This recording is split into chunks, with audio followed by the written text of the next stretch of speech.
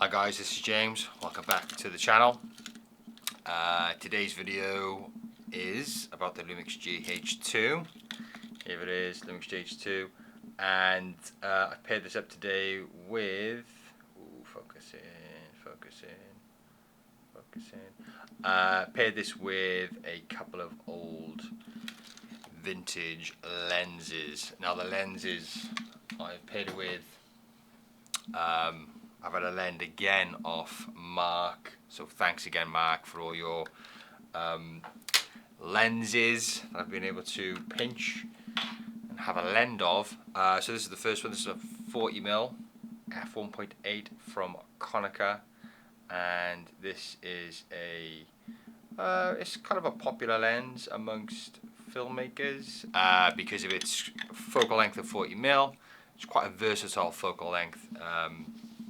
And of course the f-stop is f1.8, which is lovely and bright, so good in low light and fantastic for creating some shallow depth of field, which also, you know, helps your image look very cinematic.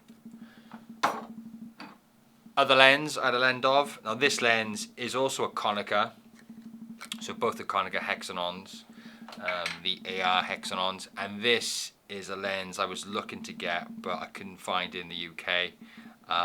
Not a very cheap lens either. This is the Konica 85mm f1.8, and this is similar to the 40mm in the sense that you can open the aperture. There we go, nice and bright. So yeah, similar to the 40mm, then it has the f1.8 aperture, so nice and bright. So the f1.8, coupled with the fact that it's an 85mm, you're really going to get some separation from subject to background, thus getting a very shallow depth of field. The 85mm paired with the GH2, you're doubling your focal length with that, so you get a very, very telephoto kind of look. I'm using a Vodka Konica HEXANON to M43 adapter, which is a dumb mount adapter, so you've very basic adapter, very cheap, very affordable, but reasonably well made, perfect for manual lenses. Use that on the GH2. GH2 is of course still hacked. In my previous video for the Canon 70 and the Magic Lantern, I was talking about using Magic Lantern and using a GH2 hacked, and I just much prefer the Lumix GH2. There's no issues with it stopping recording, or very few issues with that. I don't really come into any problems with the video recording just stopping, but with the Magic Lantern, a lot of problems with that. So Lumix GH2, much prefer the hack on the Lumix GH2 than I do with the Canon 70 and the Magic Lantern overall. Let me know your thoughts on that actually. Do you use the Magic Lantern? Do you prefer the Magic Lantern, or do you, similar to me, think that the Magic Lantern is just too much hassle for what you're actually getting?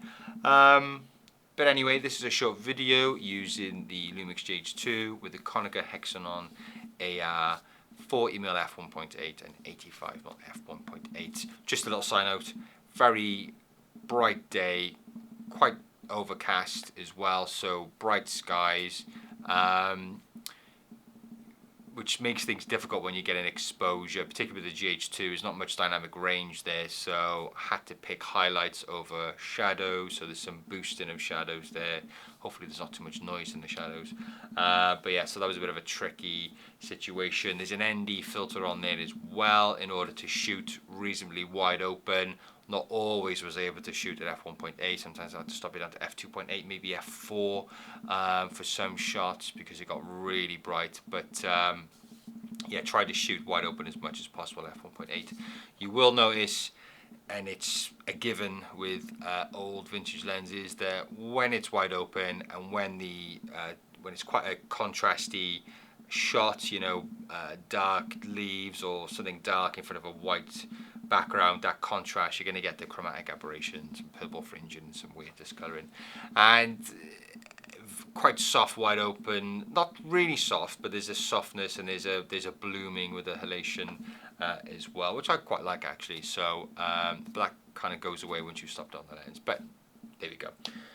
Konica HEXANON, love Konica lenses, and thanks again, Mark, for lending me the 40mm and the 85. If I was to get 2 more, these would be the ones I get to go with the 28-50 and the 135, which I've got already. So thanks again, Mark. Hope you enjoyed the video. Please like and subscribe, and we'll see you next time. Goodbye.